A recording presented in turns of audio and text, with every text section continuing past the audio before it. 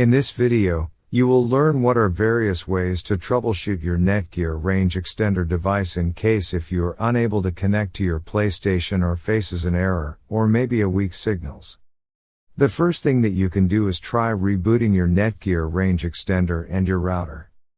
Second, if this does not solve the problem, then try factory resetting your Netgear range extender. Or set up your Netgear range extender again. The third thing that you can do is make sure that you are using the latest firmware version on your Netgear range extender. If you do not know how to update firmware, watch one of our videos on it.